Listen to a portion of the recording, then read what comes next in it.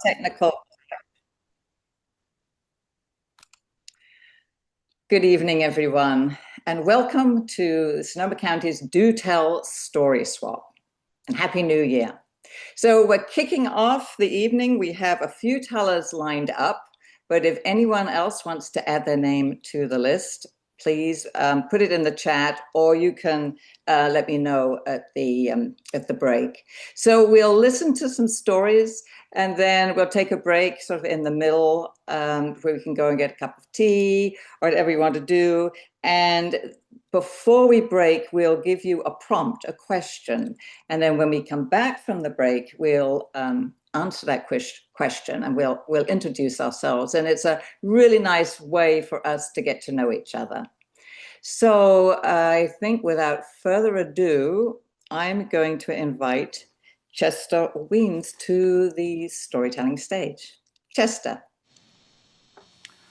Well, good evening. Thank you very much for the opportunity. I need to tell you that I took advantage of your office hours last week, and Katie and Vicki helped me with this story. And so it's still in progress, and so it's still a little rough, but it's something I'm kind of working on. But this office hours thing you guys do is really something very special. And so I hope you take advantage of it, because they're really very helpful. They're not mean most of the time, and but I found it very helpful. So, but any screw ups are my responsibility, not theirs. But they offered some suggestions. But so I want to tell you a little bit of I do family stories, so this is sort of a family story. Uncle Bill won a medal in the war. He didn't plan to win a medal. He didn't really want to win a medal, but he got a medal anyway. If you're going to win a medal in a war, one of the ways you can do is get yourself wounded. That's kind of a shortcut to medaldom. Well, that's not exactly the way he did it. He got himself hurt. He was a cook in the kitchen. He got his hand all messed up doing something in the kitchen, but he still hurt, and he was close to the battle line, so he qualified for extra help. So they said, Bill, if we don't get that hand fixed, we're going to do something. You're liable to lose it. So we got to get you to better medical facilities. So they said, okay, here's what we're going to do. We're going to medevac you to the better facilities, like 30, 40 miles over that way. And we got to get you over there quick. So we're going to do that with this helicopter. Now, some of you have seen the old MASH thing on television where they open the program with this helicopter, these big old bubble tops in front. And they had the patients on this outside of it, they strap you in. Well, that's the way they were going to send Uncle Bill. And the way they start that process is first they got to strap you into this special stretcher. And they tie you down because they don't want you falling out. And they got to wrap you up really good because it's going to be cold when you get up in the air. And this happened to be in the fall anyway. Actually, it was in December, so it was really cold outside. Uncle Bill said he felt like a cocoon or kind of like a mummy. Now the sled though or the stretcher is kind of like a sled. You know, an old-time kid sled with a flat top, and it's got runners on the bottom where they slide along the snow or ice. Well, that's what these things were. That's the way they were made. Because on the side of the helicopter, because remember, the patients are on the outside of the helicopter. They have a special brackets down there that grooves in them, and you take this stretcher and you slide them into the grooves, it locks into place, and then you're safe. And that's what they did with Uncle Bill. They got him all wrapped up, they got him cocooned, and stuck him on the helicopter, and the helicopter took off. Now the helicopter had to fly over some enemy territory, but they said it's not a big deal. We can go really high and get over that, you'd be out of gunshot. It's not a problem. Well, somewhere about the time they got over where the main part of the enemy was, they actually had a camp over there. Hilly country, wintertime, snow everywhere. Something happened to startle the pilot. And the pilot pulled back on his controls. And when he did that, the helicopter reared up. He kind of reared up the front, and the tail end went down like this. Well, the problem was the Army kind of messed up in their training program a little bit, and the guy that put Uncle Bill on the helicopter and put him in place Willie didn't really lock him in like he was supposed to. So when the helicopter backs up like this, Uncle Bill now becomes a human projectile. Uncle Bill is now headed toward the ground at a very rapid speed. Now, Uncle Bill, he's going feet first, so he sees the ground. He sees where he's headed. And he admitted later, because he survives all this, but he admitted later that he screamed all the way down. And in fact, his screaming is verified because a few days after this incident, the enemy down there is captured, and the enemy verify what happened. But their perspective is a little bit different, because they said what we saw was a special bomb coming at us that made this terrifying sound. Because when they put the stretcher on the stretcher had a big old plastic thing at the top to protect his head. Well, it protected his head from the air a little bit, but it amplified the sound as it's shooting the screaming toward the ground. And Uncle Bill is headed down toward the ground, screaming all the way. And they said it was terrifying to look up, and you saw this long white object making this terrible noise coming right at us, and the enemy admitted they ducked for cover. Now the helicopter pilot saw what happened, and he starts circling because he wants to identify the spot where Uncle Bill's going to smash into the ground, because he knows he's going to kill him, that the fall is going to kill him, and they got to find some place to go pick up the body. So the helicopter pilot's hanging around till he sees the splat. But it's hilly country, and the ground is snow covered, and that sled, or from the enemy's point of view, this bomb projectile, hits it at an angle, just the perfect angle. And those two little red sled things on the bottom of the stretcher hit that hill just at a perfect angle. And so in a sense, instead of crashing, he sort of lands, except he's landing at a very high speed. He barely slows down, but at least he's safe. Now he's sliding down slope, and now he's sliding right into the camp. Meantime, the enemies, they're all, man, they're jumping for foxholes or whatever they're doing. Now it just so happened, the enemy there, in order to enrich their food supply, they like to keep fresh food. Well, they happen to have a lot of chickens. They had hundreds of chickens on the far side of the camp in all these chicken pens. Well, Uncle Bill is now sliding down the hill across the camp, heading toward the chicken pens. Now the chickens, they hear this noise too. And all of a sudden the chickens are, they're looking around. And they're starting to, as they look around, their little wings are doing their thing. And Uncle Bill slides through the camp, and just as he hits the chicken pen, the chickens are really alerted now. Now they're just looking, and they flop so much, they create a tremendous updraft. And when Uncle Bill hits the chicken pen, into the chicken pen, that updraft, well, he's no longer a bomb projectile. He becomes a rocket, and he shoots up into the air. Well, the pilot, who's been waiting to find where the dead body's going to land, now realizes Uncle Bill is flying through the air. So he gets his helicopter over there, and he maneuvers it right in front of Uncle Bill. And would you believe, and I know you will, that sled, that stretcher slides right into those grooves like they were designed to in the first place, except this time they lock into place. He's all safe. So the helicopter goes on and takes Uncle Bill over to the medical facility. Uncle Bill is safe. About 3 months later, Uncle Bill has had his medical treatment. He's back at work. They've got him back in cooking again like he did. And one day, these guys, these big honchos from the main headquarters place, the kind that had the real stiff uniforms and all the medals all over them, they come in and say, Bill, get out here. And all you got, hey, get up here and line up. Bill, you're going to get a medal.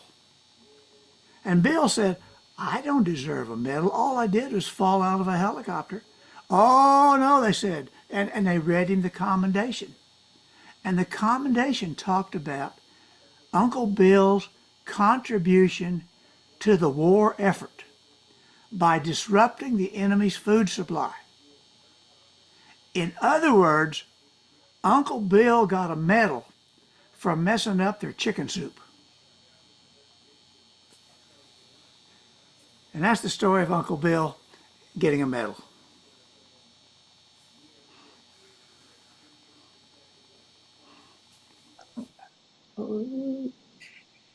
Just Well, as that, Vicki, I shortened it a little bit at the beginning. I hope that worked better.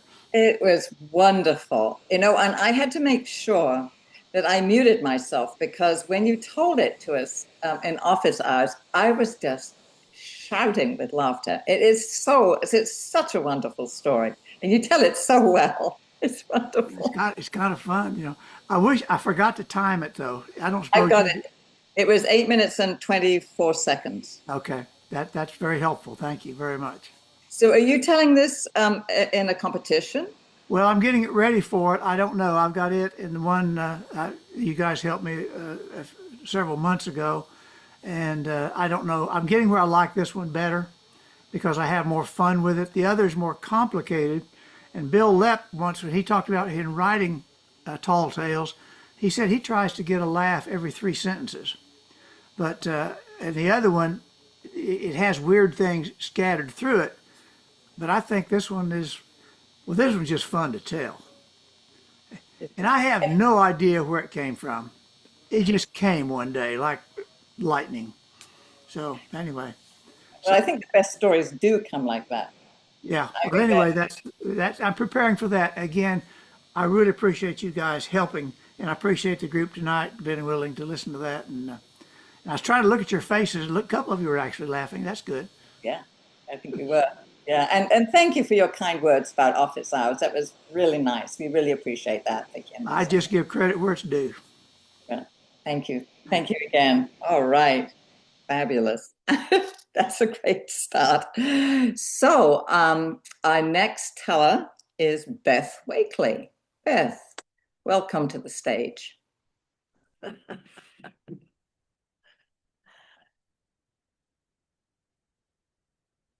Oh my goodness, absolutely no way to follow that except I have a short little bitty parable from the Chinese tradition from our wisdom tales they were collected 20 years ago by Heather Forrest. And so this is the adaptation of what happens when we might be a little greedy. There was once a thief, and he was able to get into a beautiful open air market. It was filled with luxurious goods. The merchants' stalls were piled high with beautiful fruits and foods and the finest materials and fabrics and rugs. He looked admiringly, but not interested, and he walked on through until he came to the merchant who had the jewelry. And there it was, laid out on the table. Incredible gold jewelry, just studded with diamonds and rubies, emeralds. His eyes got wide and his brain opened up and thought, oh, if I had that gold, I could buy a palace. I could have servants. I'd have fine clothes. I'd have the very, very best prepared food ever. And he just became overwhelmed with desire. Now, the market was absolutely crowded with people looking, admiring. But the thief just reached out and snatched up handfuls of the gold. And as he turned and started to go away, of course, people yelled, "Thief, thief, thief!" And they surrounded him and they held him there until the guard came.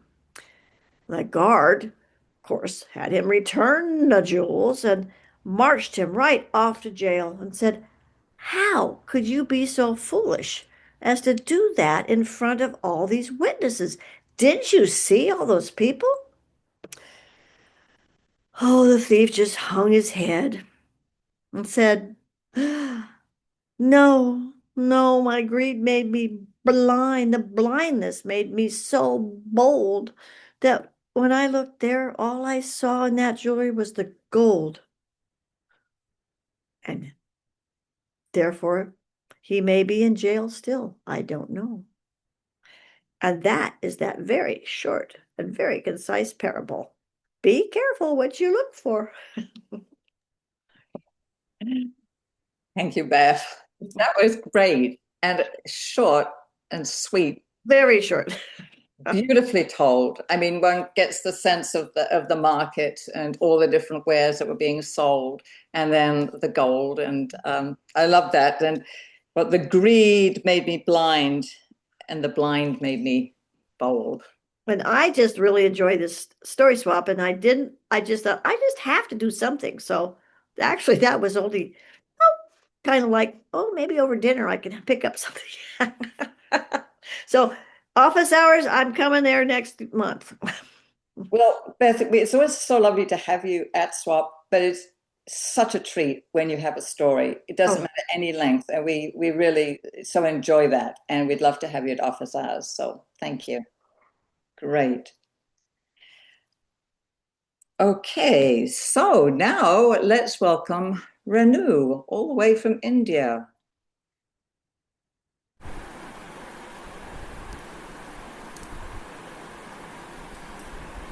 Good evening, everyone. Good morning.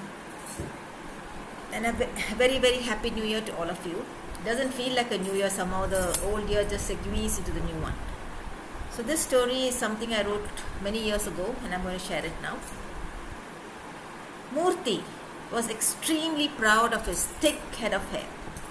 Every now and then he would look at himself in the mirror and smile.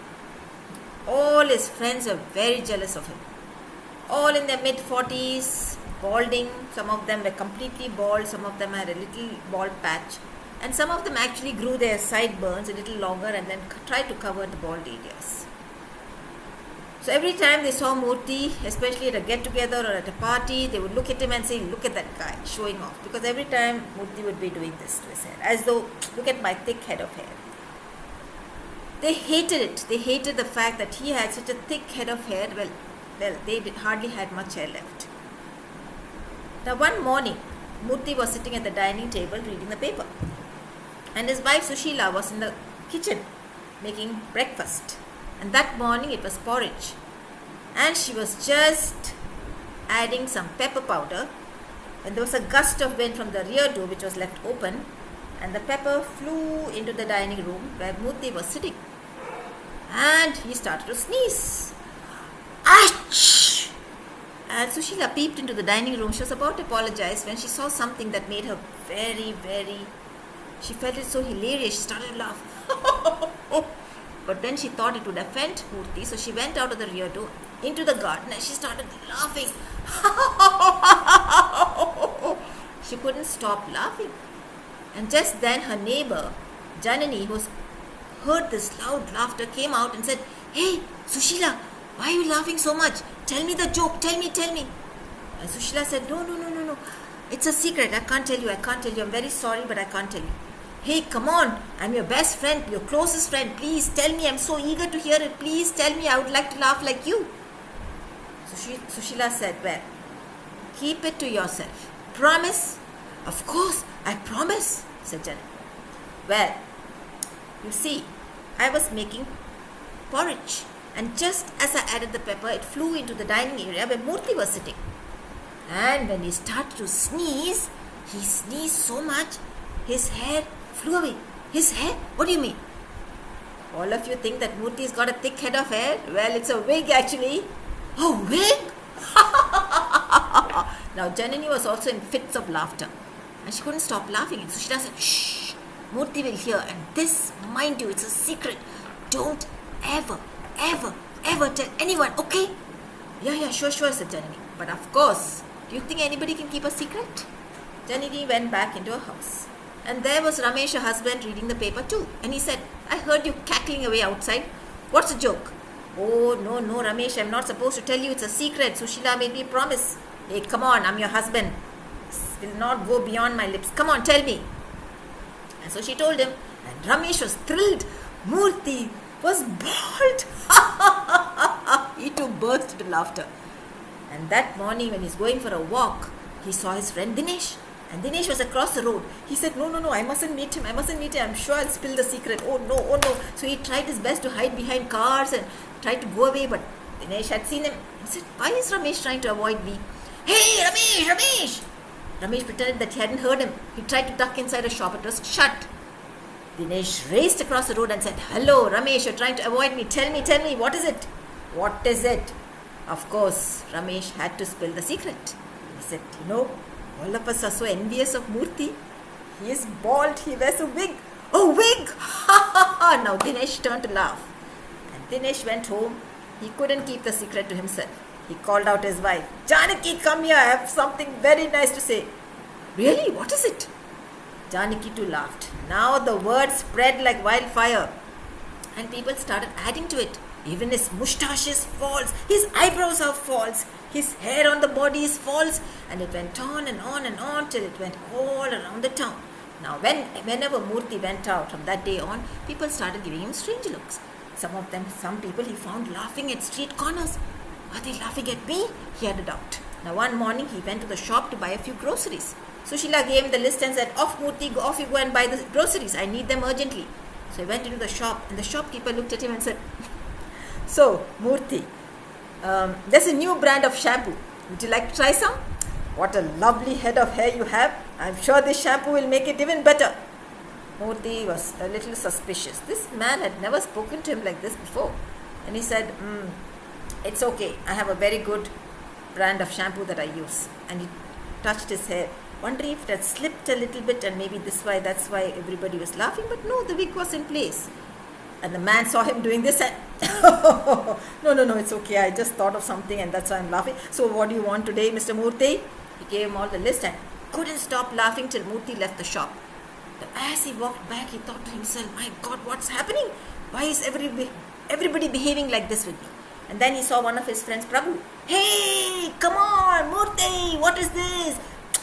Every day when I look at your hair, I think, my God, Murthy must have had some secret ingredients in his food. What did your mother feed you? Man, tell me, what did your mother feed you? Murthy was up. Nothing very much. I'm going home. Bye. He went back home. He went into the house and said, Sushila, it's very strange. These days, every time I see somebody, they're laughing. And this morning when I went to the shop, this man was really behaving very stupidly. He was asking me if I want some new brand of shampoo because apparently my hair... Is there anything wrong with my wig? Is it out of place? No, Murthy, it's fine. But I don't understand why people are behaving like this. But inside, she's feeling a bit guilty. Oh no, did somebody spread the secret? I should not have told Janani what is happening. And just then the bell rang. Murthy opened the door. It was his sister. Hey, Murthy, what's this? I was on my morning walk when I heard all these stories about you. Apparently your hair is false, your eyebrows are false, your mush is false. What is this? I don't know at all.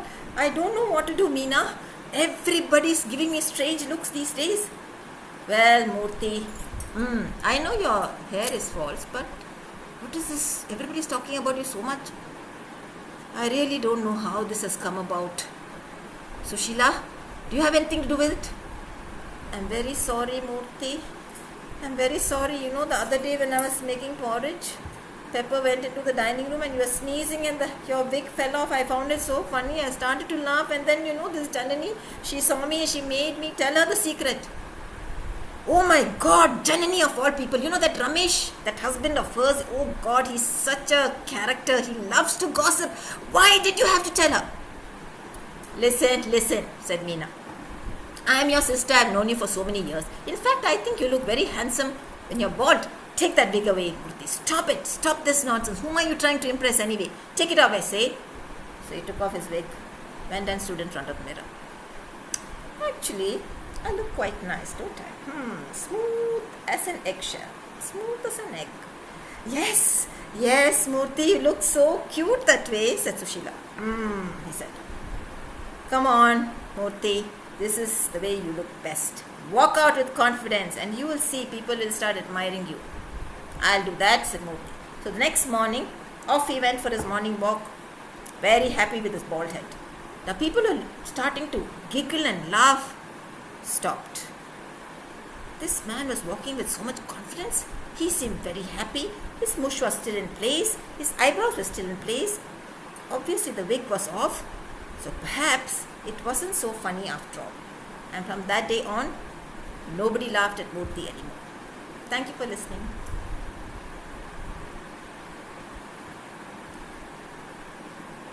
Oh, Randy, that's wonderful. You just tell it so well. You've got all the different voices and you can, the gossip, you can just see it all going around town and then there's the sort of the voice of wisdom from his sister. It's just so beautiful, so well told and lively. I love your Thank you. stories. Oh, Thank thank you. you so much. Great.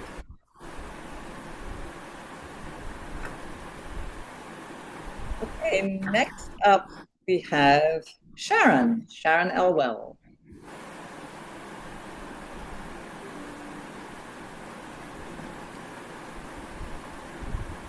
Hello. This is a story about a long time ago, a time some of you may recall, the 20th century. It takes place about 1987. And at that time, there was an investment broker who had acquired a great fortune. And as the father in most tales, he had three sons, and two of them were handsome and intelligent. And then there was Jack. Now, the oldest son decided that he wanted to go to Harvard. And the father was happy to pay for that expensive education because that boy was a great investment. And he was quite right about that. The summer that he graduated, that son took a job in a small company in Seattle that had just begun marketing software, something called software.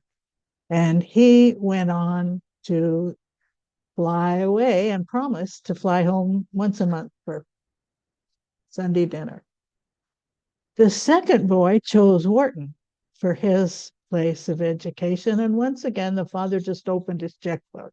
That was fine with him. This boy was also a fine investment. And sure enough, when he graduated, he went up to the family lake house for the whole summer, sifting through job offers, and finally ended up selecting a place in Palo Alto that offered him um, upgraded housing and a personal assistant and free food and the best possible uh, tech materials that he could even imagine.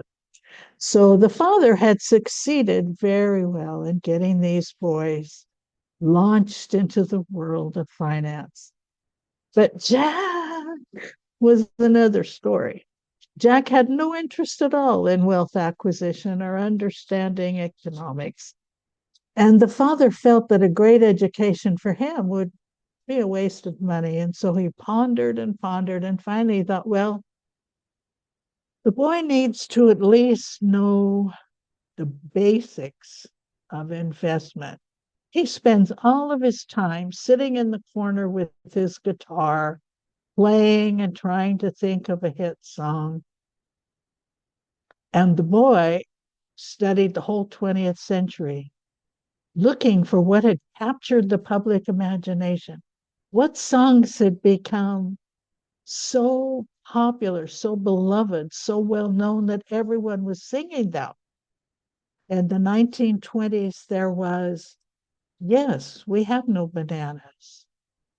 In the 1930s, there was Jada, Jada, Jada. In the 1940s, there was mares eat oats and does eat oats and little lambs eat ivy. And in the 1950s, there was shaboom, shaboom, yada, da, da, da, da, da, da, da, da, da. And he tried and tried to find something significant in that music that would be something he could replicate and write a hit song that would win America's heart. But his father tried to take his attention away from that task. And he said, Jack, I tell you what, study these portfolios of all the businesses that are publicly traded. And when you find one that you think is going to really succeed and make money, I will buy 100 shares of that business for you so that you can learn and understand the basics of the way investment works. Now you have a week, so study carefully. Well, the week went by and Jack forgot the whole matter, of course. And then his father came and said, all right, my son, what company have you decided would be wise for our investment? And Jack panicked and looked around and saw his own cup. And so he said, coffee. And the father's heart plummeted because, well, he knew that coffee is the most easily sourced and cheapest material on the planet. Some guy named Juan Valdez comes down from a mountain on a donkey and gathers coffee beans, and every restaurant on earth sells coffee for 25 cents and free refills. And that price has not changed in decades. There's no chance that coffee is going to make money. But perhaps this will be a good lesson for Jack. And so he buys 100 shares of a small company in Seattle that was just starting out. And they were charging 10 times what anybody else charged for a cup of coffee. So the father thought, this will be a fine lesson for my son. However, it was not. The price of that coffee skyrocketed, the stock skyrocketed, everything went well. So the father said, that was a fluke, that was a one-off, let's try this again. So what else do you think you would like to invest in? And the boy once again had no idea and looked at what was on the table and he said, water. This is even worse. Every tap on the planet has water for free. People are never going to pay money for something they could have for free. So to try to demonstrate this to his son, he bought 100 shares of an outfit called Perrier just before it was purchased by Nestle. And then to be sure he got it right, he bought it on shares of another company called Arrowhead. And once again, the father's logical understanding of the way the market worked was entirely wrong, entirely wrong. And Jack went on investing. He invested in a video game where the players get to pretend that they are car thieves. He invested in something called fantasy football, where real players are combined into imaginary teams and real people bet real money on imaginary games. And once again, the boy made a fortune.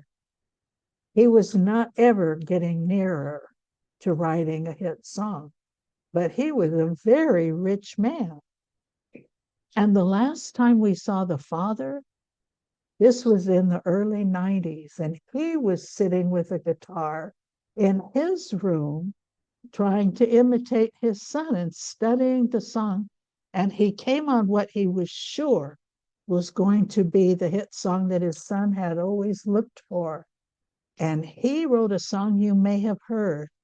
It talks about, I'm too sexy for my shirt. I'm too sexy for my car.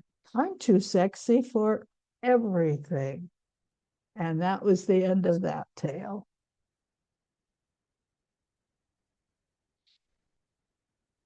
Sharon, great story. So well told. Thank you so much. I love that story. It's great. That he just keeps getting it right, the son, Jack. I mean, it's just crazy. But it happens. Thank you. Vicky has very kindly said she would tell a story. I'm wondering if we should take a break now. Does that make sense? And then come back and have announcements, and we also answer the prompt. Okay, so we'll take like a 5-minute break, and we'll come back at 10 to at 7:50. And this is the question that we'd like you to answer when you come back. What promise or promises have you made to yourself this year? What promise or promises have you made to yourself this year? Okay, great, thank you.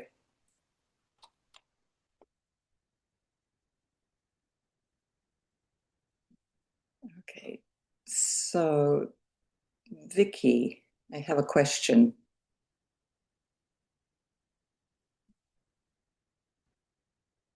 Do you want to unmute or? Oh.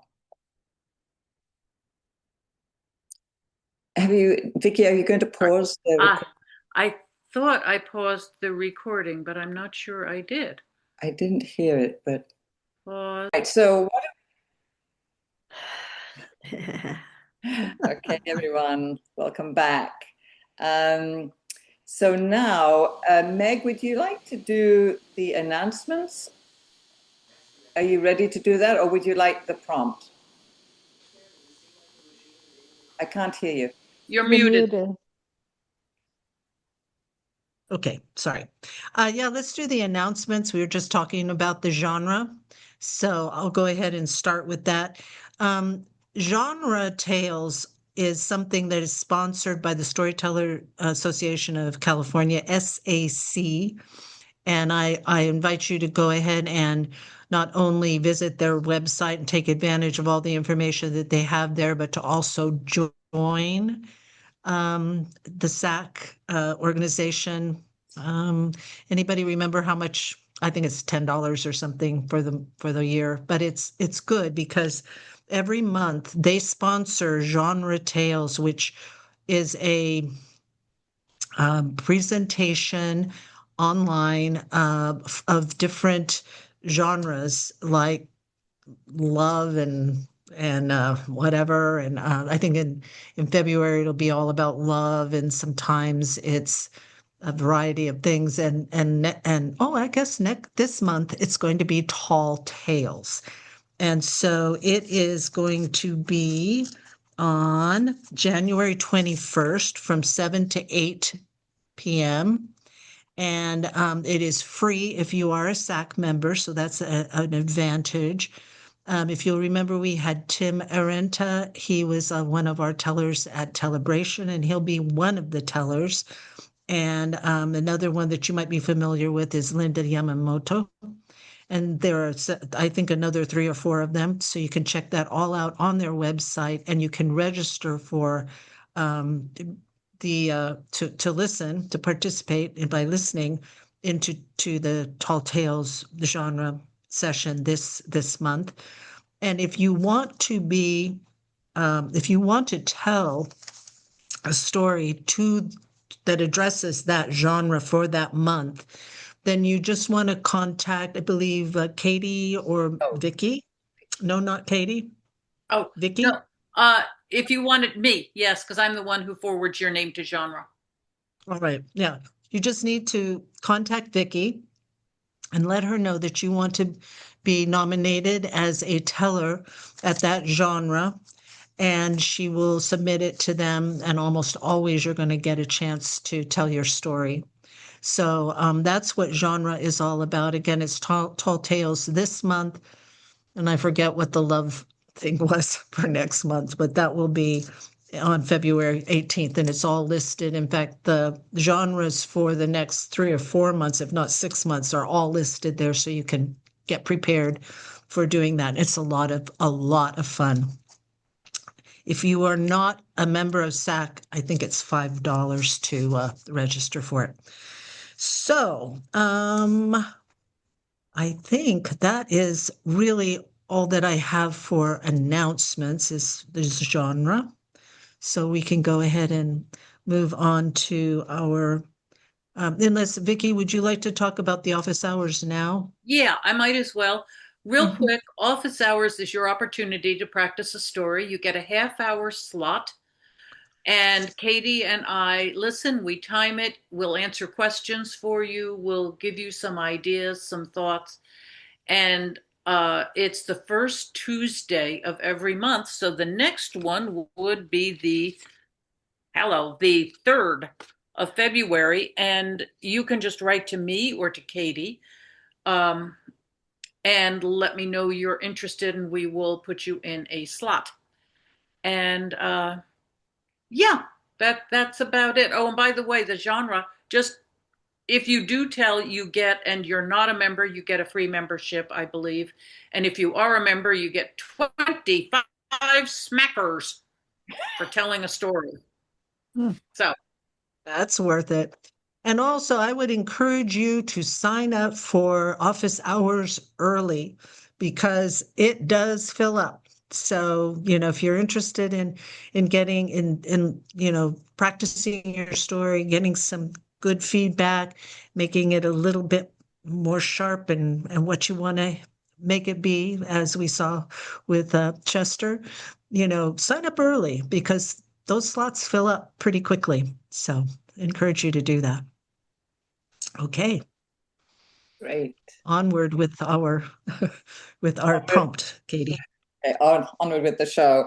All right. So just a reminder, the prompt is what promise or promises are you making to yourself this year? So my name is Katie Mangan and I live in Santa Rosa. And this year I have promised to myself that I'm going to not accept so many invitations or I'm just going to try and keep my calendar as clear as possible because I just find it very helpful, and I need to spend more time being outside, communing with nature, talking to the rocks, whatever, and being in my happy place. So that is my promise to myself for this year. And so I'm going to ask Beth, what promise? Oh, I'm on. I am. I love this question in a way because it reminds me to keep, thinking about what I wish to be, the kind of person I wish to be. So I wish to, and I promise to try to listen more, react less, and just try to keep that reaction impulse, that just tone it down a bit and just listen more. And then things are just so much more comfortable because there's so much tension and pressure. Yes, I agree. And being outside does help be in the happy place. So that's it. But I will also be working on more stories. I'm glad you've included that promise. That makes me very happy. Thank you, Beth. Vina, what promise or promises have you made to yourself for this year? Well, my name is Vina Breifogel and I live in Pengrove. Excuse me. Every year for 100 years, I've promised myself that I'm going to be a more tidy person. I'm going to clean up after myself. I'm going to have my work surfaces be available for a new project. But this year, my promise to myself is to not be so hard on myself about my messes.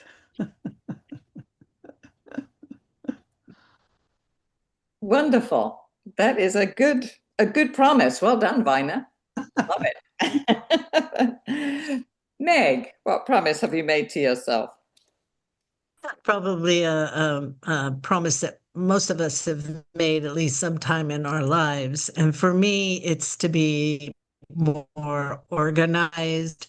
I have already started by making some charts that say this is what you read last month, and this is what you have planned to read the next 3 months.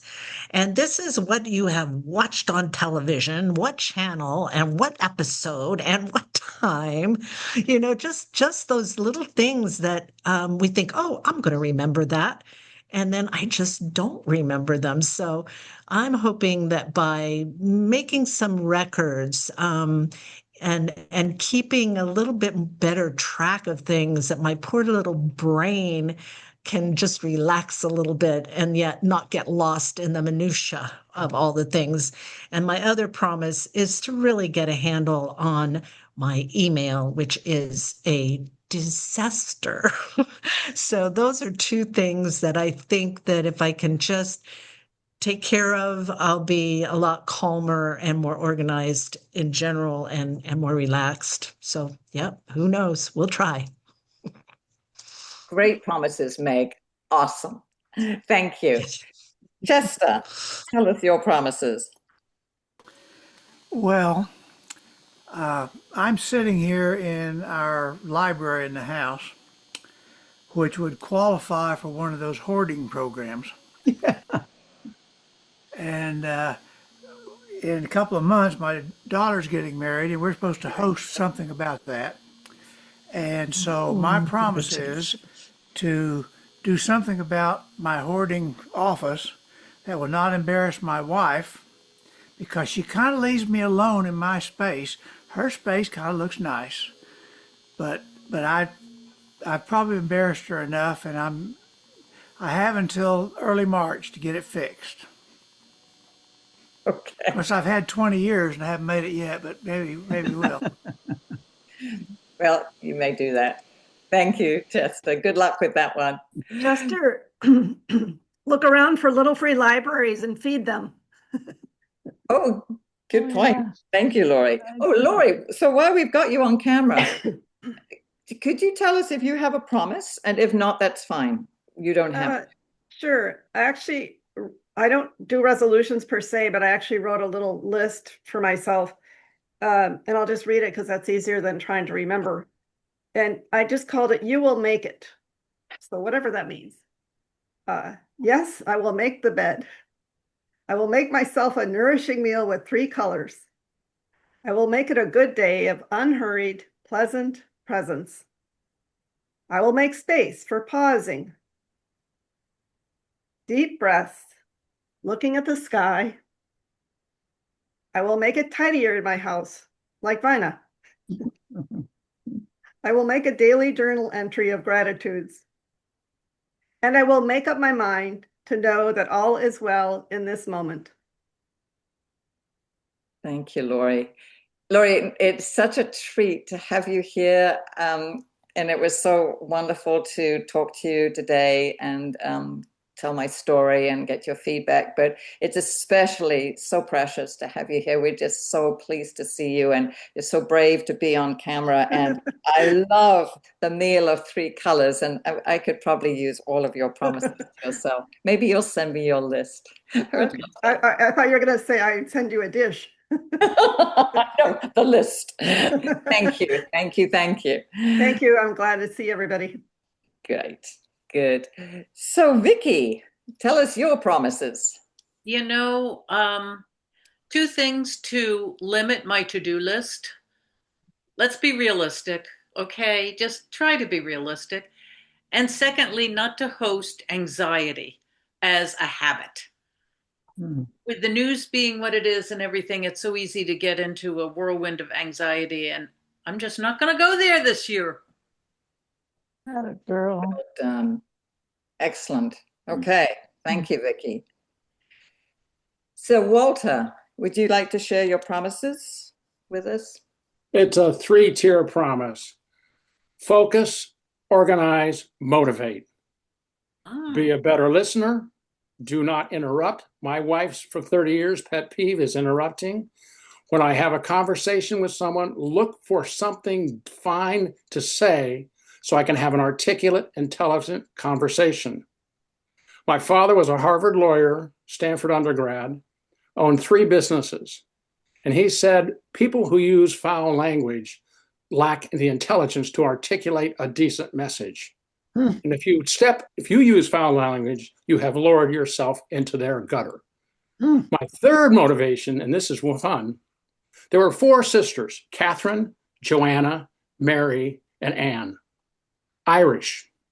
sailed around the Horn, arrived in Los Angeles in 1859. They all have had a fascinating history.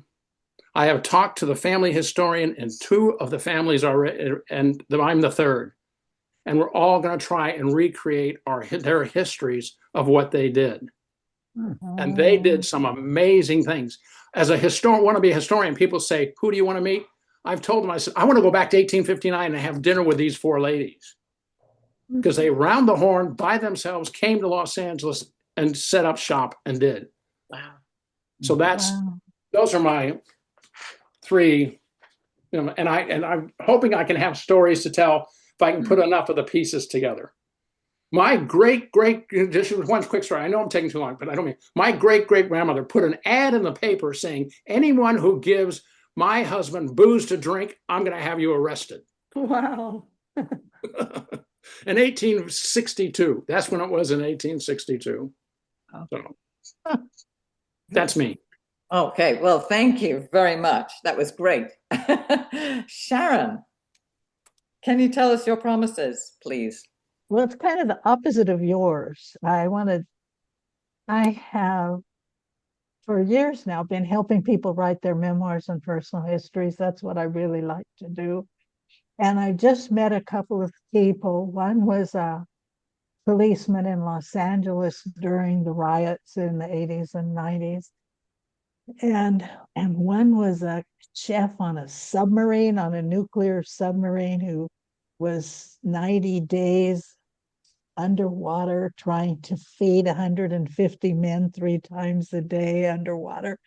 And I want to be bold and ask them, tell me your stories. I want to help you write your story.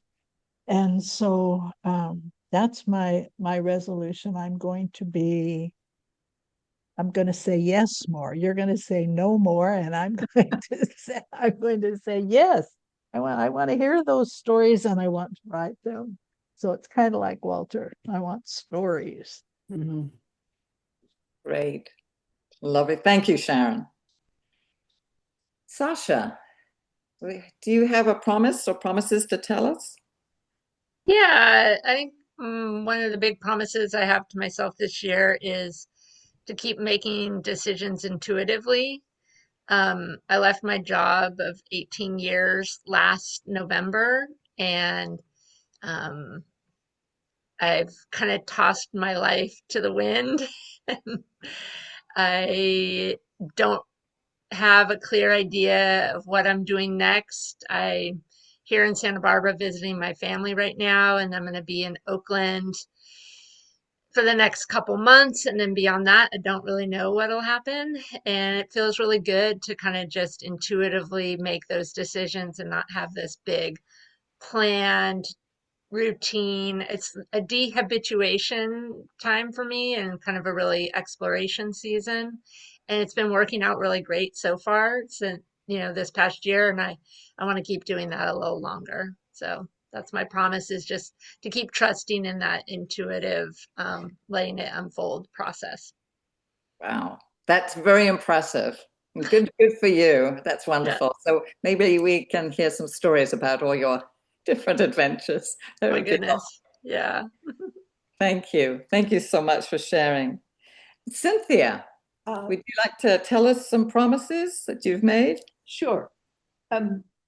I moved to Kansas City 2.5 years ago from Seattle, and I became a docent at the Nelson Atkins Museum and the Kemper Museum of Contemporary Art. But I also, much to my surprise, have really returned to storytelling. And my promise is that I will not let either institution waste my time with bureaucratic, silly meetings. And I really am focusing on protecting my time so I have time and energy for storytelling. All right.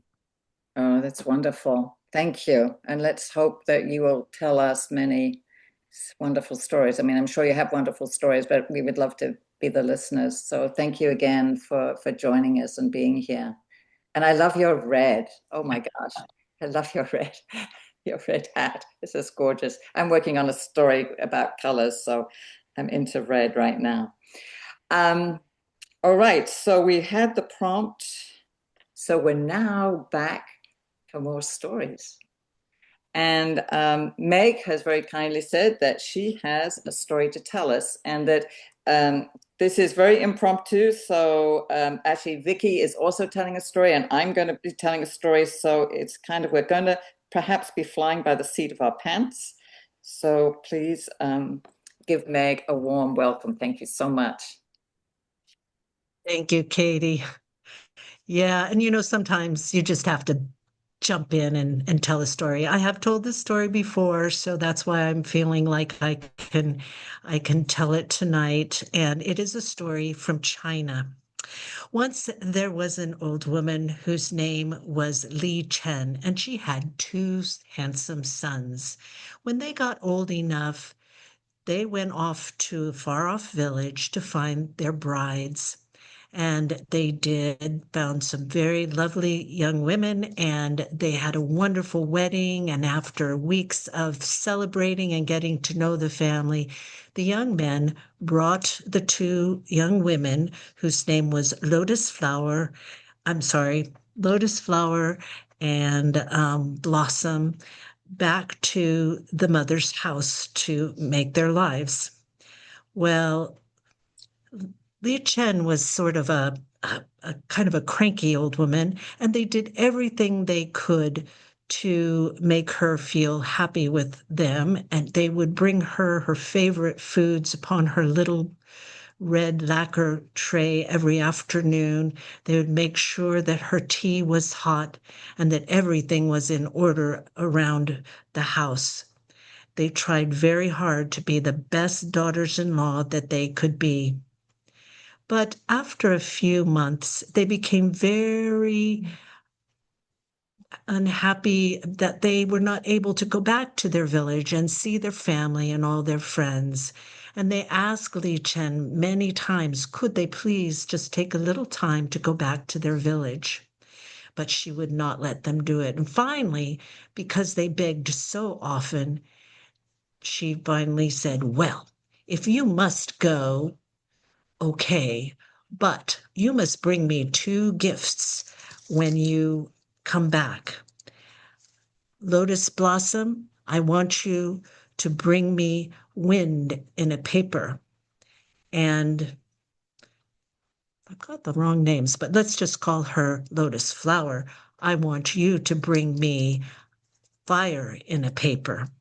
Well, the girls, they immediately agreed. They were so excited that they had the permission to go and visit their family that they didn't think about what these gifts were about. And so they got themselves ready, kissed their husbands, and set off through the village and onto the road towards their far off home. Well, they were so excited and they chattered on, and they were just having a wonderful walk along the road when all of a sudden Lotus Blossom began to think about what they had promised, and she began to cry. And Lotus Flower, well, she said, what's wrong? Why are you crying? We're going to see our families. Well, Lotus Blossom said, but I have promised to bring our mother-in-law fire in a paper, and you have promised to bring her wind in a paper. How in the world are we ever going to find something along those lines? We're never going to be able to go back and be with our husbands. Well, the two young women, they sat down along the road and they began to cry. Just then, down the road came a young girl riding on a water buffalo from the field. When she saw the two fine ladies sitting by the side of the road and crying, well, she thought, what in the world is going on? And she got off the water buffalo and she went over to them and said, please tell me, why are you crying so? And so after a while, through the sobs, the young women told the young girl what they were crying about that they would never be able to go back to their husbands because they had no idea where they were going to find these exotic gifts. Said the young girl, why don't you come back to my home and I'll make some tea and we can think about this and talk about this and perhaps we can actually find a solution to your problem. And so that is what they did. And the two young women, they sat down on the patio outside of the home, and the girl went in and she made them a nice pot of tea and brought it out. And she said, now let us think. What is it that we can do to find these gifts for you? And they thought and they thought, and finally the girl stood up and she said, I know. And she went back into the house. And when she came back, she had behind her back a fan. She brought it out and she showed Lotus Blossom the fan and she said, here, it's wind in a paper. And then from behind her other side of her back, she pulled out a lantern, a paper lantern with a candle inside. And she said, here, Lotus Blossom, here is fire in a paper. Oh, the young women were so happy that they had found something that would fit that request from their mother-in-law, that they were overjoyed. And they said to the young girl, if ever we can help you, please come and look for us in the village and we will do our best because you have helped us so much. Well, they set off back home, and Li Chin, she was looking out of the window of her upstairs in her house, and she saw the two young ladies coming back down the road. And she thought, look at those young ladies. What are they doing coming back here? How could they have ever found anything for my gifts? I will not let them in my home. They will have to go away. But the girls came along and they knocked on the door, and Li Chin opened the door and said, what are you doing here? And they smiled at her. And Lotus Blossom said, oh, mother-in-law, we are so glad to see you. And look, I have brought you a gift. And from behind her back, she pulled out the paper fan and she began to wave the paper fan in front of her mother-in-law's face and said, see, wind in a paper. Oh, said her mother-in-law. And then Lotus Flower pulled out the paper lantern from behind her back with the candle lit. And she said, oh, see, mother-in-law, here is fire in a paper. Well, Li Chen, she looked at both of those young ladies and she thought, maybe they are a little more clever than I thought. And she invited them in and asked them to bring her tea. And so they all lived together after that in much more harmony. And that's the end. Oh, Meg, that was great. I love it. Love that story. So beautifully told and so well remembered. Well done. Thank you. It's a very fun story. I wish I had remembered the names of the girls, though. Sorry about that. Oh, well.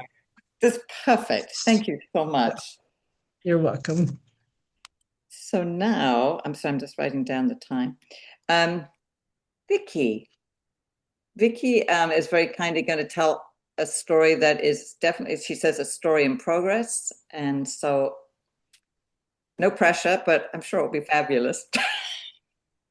Yeah, no pressure. No pressure. Edna was a very, very sexy young lady.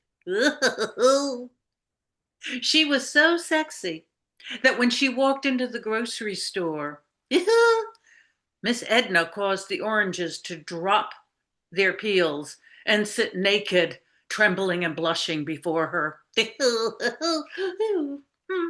When she walked down the street lamps came on in the middle of the day. And if she flirted with one of them, would burst its bulb. Oh, she was so sexy, Edna was. Little Miss Edna, why, she made other people's shadows leave their people and come clattering around her feet like so many paparazzi.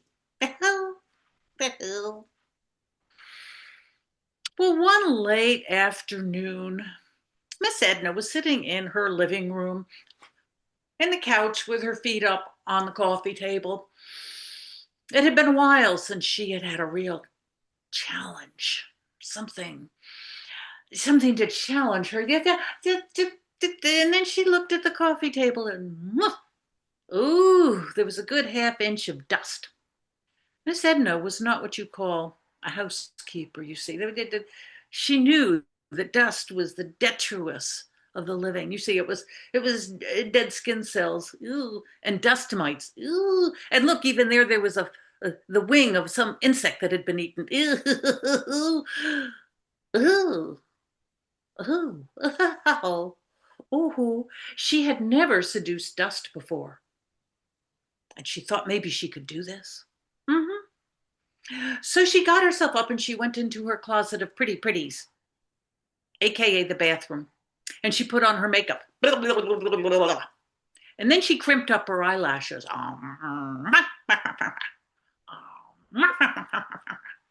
And then she curled up her hair and she sprayed it all over with so much hairspray that it looked like cellophane.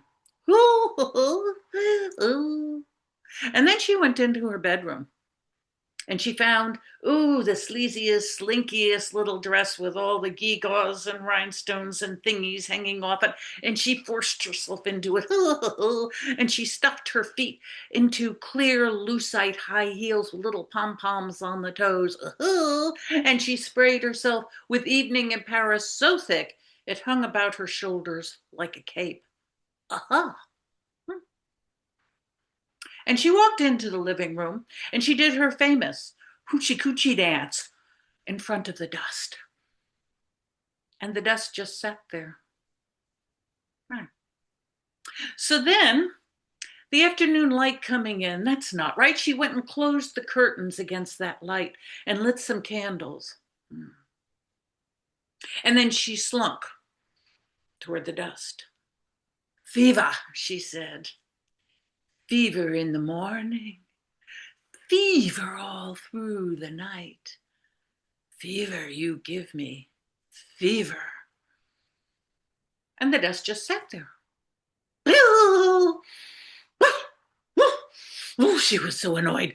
So she went back to the window and threw open the curtains and opened up the window, and the sunlight in late afternoon barreled in, and she waved her hands to get the smell of all the hairspray and all that, and a gust of wind came in and lifted up the dust on the coffee table, and it rose up into the honey-colored late afternoon light, and it danced and it danced and it swirled. Oh, it was so beautiful. It was gorgeous. It was like a genie released from a bottle. It sparkled in gold. Dust turned to a golden dancer. And then it dissolved into the darkness. Well, somebody had clearly seduced the dust. And it wasn't she, Miss Edna. It had to be Mother Nature, she of the wind and the sun. No competition there, is there? Oh, Miss Edna did like Miss Competition because she always won. So out the front door she went, clip-clopping in her little shoes, down the sidewalk, across the road, into the park where she figured Mother Nature lived, you see. And down the little path she went until she found a spot where the late afternoon light was just slanted so that it illuminated a park bench and caused it to glow like a throne waiting for her. And she sat herself down. And she announced to Mother Nature, well, you think you have the last word. I am going to sit here until nighttime, and I am going to seduce the stars from the sky, and they're going to sit in my hand Oh, yes, they are. So she sat and waited for dark. And a couple of drunken midges floated around in the late sunlight. And a couple of squirrels raced back and forth overhead. And she waited for the dark. And the dark did come. The shadows crept out from under the trees and pooled up around her feet. And a chill rose up and tickled her shoulders. Oh, Mother Nature, I see what you're doing. You're trying to flirt with me. It won't work. No, it won't. And she waited. And sure enough, the sun did go down and the sky did turn cobalt, and a few stars began to wink in the sky. And then she smelled it. Oh, the fragrance of evening, the nighttime smells of wet earth and moldering leaf and mossy rock and pine trees and just a hint of that pipe tobacco smell of wood smoke far off. Oh, and it caused her heart to open up and remember when she was a child. When she was a child, why she crept out of the Girl Scout tent just so she could look at the river of stars at night, and the scent of pine overwhelmed her and made her so happy. And then when she was very young, why she would chase fireflies at night in the summer, and the summer night would release all the scents of damp grass and roses. And oh, her heart just flew out of her, and like a little white moth, it flew this way and that in the dark, following this scent and that before it disappeared, leaving Miss Edna sitting there on the park bench without a heart. Well, she didn't need a heart to seduce, did she? No. So she sat and she waited, and sure enough, the sky turned from cobalt to midnight, and oh, the stars came out in their sparkling, spankling diamond bright lights. Forever and forever, darkness of stars and light. Oh, they sang to each other, the stars. They were magnificent and beautiful, and her spirit rose up against her will like smoke from a suddenly extinguished flame. Poof! Her spirit, her soul rose up just wanting to touch those stars, just wanting to touch something so beautiful, the very hem of eternity. If only she could touch, and it wound its way up like smoke and dissolved into the night sky, an impassive, beautiful sky. Well, all the little molecules in Miss Edna's body looked at each other and thought, well, without a heart and without a soul, what are we doing here? So they rose up into a miasma of matter, all the little molecules spinning this way and that, twirling, bumping into each other. What are you going to do? I don't know. What do you want to do? What are we supposed to be doing? What are we supposed to be becoming? What do you want to do? And then suddenly they heard it, the earth calling up to them, reminding them in the most seductive tones possible of what they longed for, what every molecule in this universe longs for: to rest, stasis, to stop. And with a sigh of relief, every one of them fell like a soft rain onto grass and rock and dirt, and the earth welcomed them, and they disappeared. Well, the next morning, it was early. The sky was an apricot pink, and the mists were still hanging around the trees. And here came thwip, thwop, thwip, thwop, thwip, thwop, a jogger. And when he got to that park bench, he stopped. There was a tawdry dress in the middle of the path. And there was a lucite shoe there and a lucite shoe there. This all had to be Miss Edna's. Miss Edna, Miss Edna, where are you? And he waited. But there was only the echo of birdsong overhead, and somewhere lost in the mist over there, a dog barked. But nothing. So he called the police, and the police came out, and they looked everywhere for Miss Edna, and they called out the search and rescue with their snuffly dogs. And the snuffly dogs went all over the place looking for Miss Edna.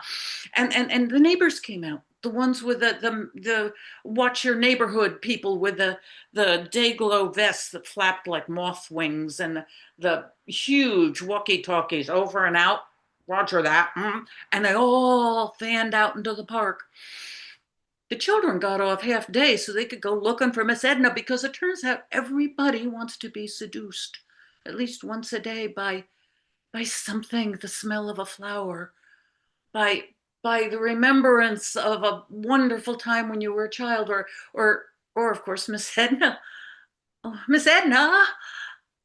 Well, the day went on, and the afternoon grew tireder and tireder until the sun was once again slanting through the trees, and the police announced, "We need to stop. Nobody will find anybody in the dark." And they left.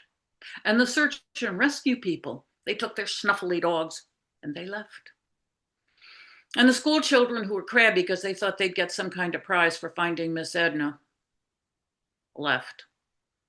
And then the neighbors, with their over and out, roger that, copy this, in their vests, walked out until the park was empty and dusk was starting to fall. But then there was one person left. Mabel. Mabel really liked Miss Edna, and she couldn't believe that she wasn't here. Miss Edna, where are you, Miss Edna? Miss Edna? And by the time she got to the park bench, there was the tawdry little dress sitting there in the dirt, covered with all the dust and detritus of people running by and squawking and snuffly dogs. And so she picked up the dress, and in the golden slanting sunlight, she shook it to get the dust off, and it rose up. And oh, it was beautiful. It was mesmerizing. It swirled like so many flecks of gold. Oh, like the most beautiful dance. It wove this way and that before falling into the dark. But wait, there was one other little thing. Is it a little tiny leaf or a piece of paper? It's a light dark in the fading sun. Light dark.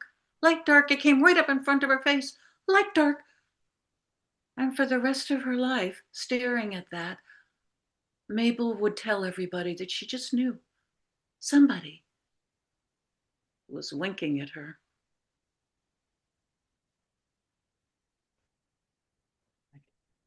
Vicky, just amazing.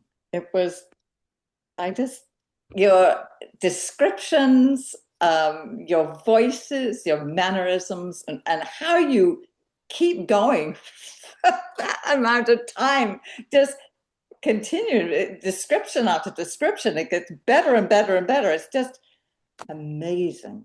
Thank you. It's like I said, it's I'm working on it, but thank you. It's very, very good. Okay, let me look at where I've got to remove spotlight. Here we are. Okay, sorry.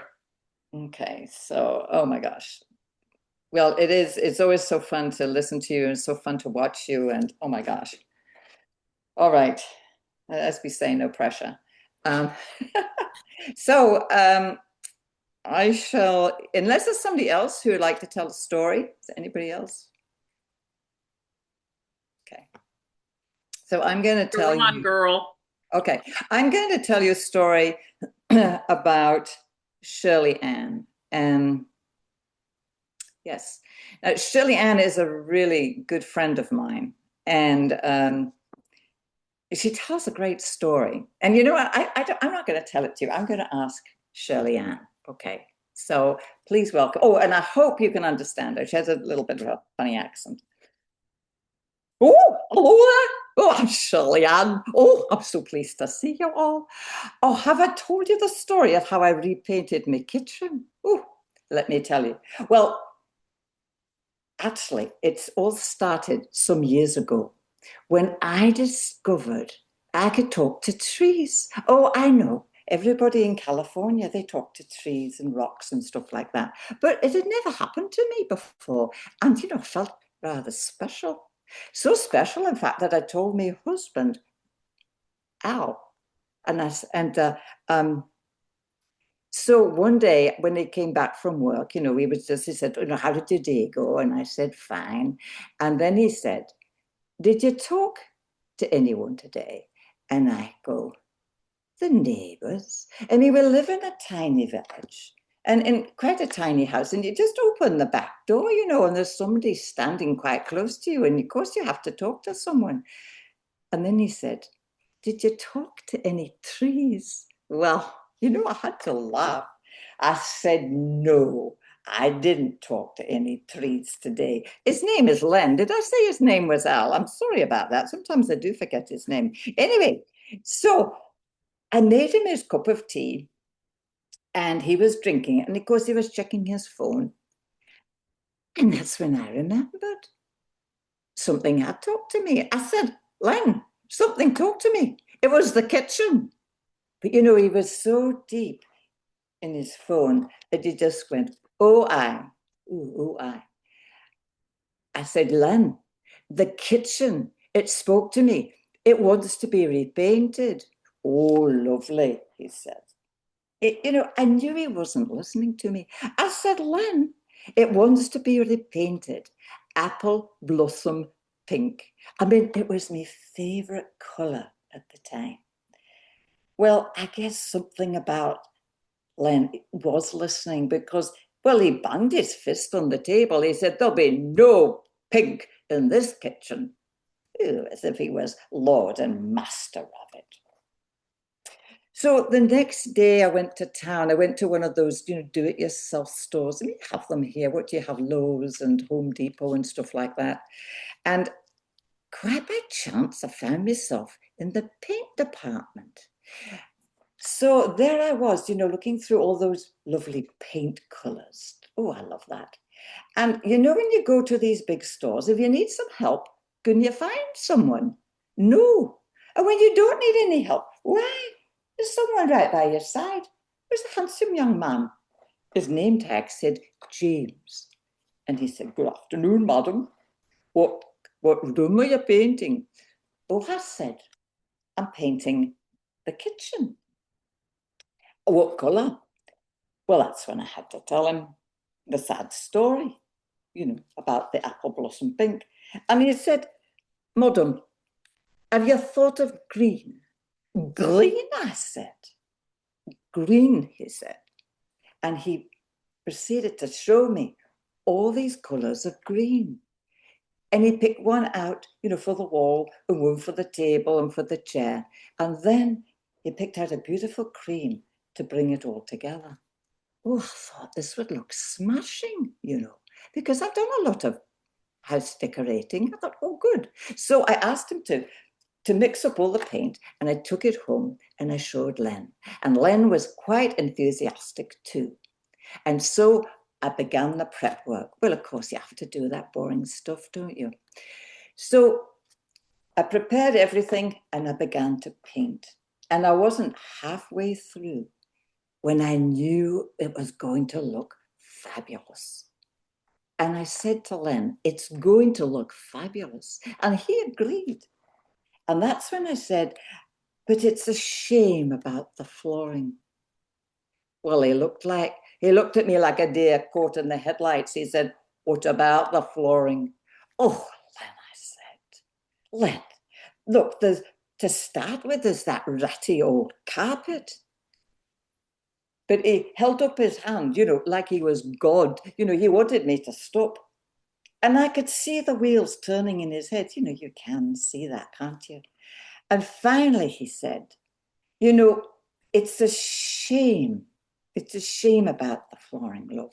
But, we can't afford it because all the money has been spent on the paint. I knew that was a big fat lie. Yeah. So I thought, that's fine. It will keep. So I finished painting the kitchen because I knew that Len had to go away on business for a whole week. I couldn't wait for that Monday morning to roll around. I was at the front window waving him goodbye. And I watched the car as it went out the driveway and down the road, and he was gone. And I turned me back on the window and I began to pull up that ratty old carpet in the kitchen. 10 minutes hadn't gone by when there was someone at the back door. It turned out it was my neighbour. And she said, "Shirley Ann, what are you doing?" "Oh," I said, "Pam, I'm pulling up this ratty old carpet." "Oh," she said, "let me help you. I've never liked it." She said, "Why are we doing this?" I said, "Oh, because underneath that carpet, there's a beautiful hardwood floor." So it took us most of the morning to pull up the carpet. And when we did, there was a wood floor underneath, but it was in terrible condition. She looked at it, she said, "Oh, Shirley Ann, you're going to have to get a sander for that." Ugh, I thought, a sander? What am I going to do with a sander?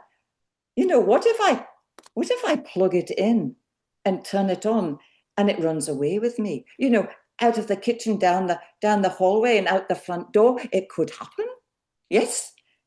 Well, at times like this, it's time to put on the kettle and make a pot of tea. You know, the British, well, we've won empires over tea, making pots of tea. Well, we won empires and we've lost them too. So after I had made the pot of tea, I was pouring Pam a cup. And she'd been busy on her phone. And then she closed it. She said, "Well, that's that then." "Oh," I said, "What's what?" She had been texting her husband, Al. He's in the flooring trade. And he said he'd come over with a sander and he would sand the floors for me. Oh, wasn't that nice? So he arrived early. He left work early and he arrived at my house with the sander and he began to sand. I said, "Dinner's on me wherever you want to go and eat." And whilst he was sanding, I contacted my friend James in the paint department. I said, "I want some stain for the floor." And he told me to come in the next day after 2:00.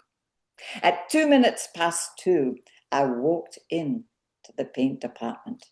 And there was James standing behind the counter with 2 big pots of stain in front of him. Well, you know, they put the colour on the top, but I didn't look at that. I looked him in the eye. I said, "James, what colour is that stain?" And he looked back at me and he said, "Shirley Ann, it is apple blossom red." I looked down at the stain. Oh, it was the most beautiful colour you can imagine. It had a lot of pink in it, but I didn't care. I took it home, I followed his directions to the letter, and it was amazing. But Friday was fast approaching. Len would be home. I didn't want him to just, walk in the back door or the front door and be surprised by it. So I locked both the doors and I waited for him. He rang the front doorbell. I said, "Len, oh, welcome home. I've got a surprise for you in the kitchen." So we walked down the passageway together, and I think I was rather dramatic because I was, a little excited. I threw open the kitchen door, and of course the first thing he saw was the pink stain. And he stopped and he looked at it. And then he looked at me. He said, "Shirley Ann, what colour is that stain?" And I looked back at him. I said, "Len, it is apple blossom red." And he looked back at the stain. I held my breath. I crossed my fingers. I would have crossed my toes if I could. And then finally, he gave a little smile. He said, "Oh, love, that does look nice. That looks nice with the green walls." And then he said something that totally amazed me. He said, "You know, love, that colour, that stain does not have a hint of pink in it. I looked at him as if he was totally mad. That's when I finally realized the man is totally colorblind. Blessings, abundance, and healing to you all. So there we have it. Shirley. So thank you, everyone. This has just been such a fun evening. Shirley Ann rocks. Thank you. Thank you. This has been so great. And it is so lovely to have Cynthia and Sasha join us. I hope you will come back again and we can all unmute and say whatever we want to say. We unmute.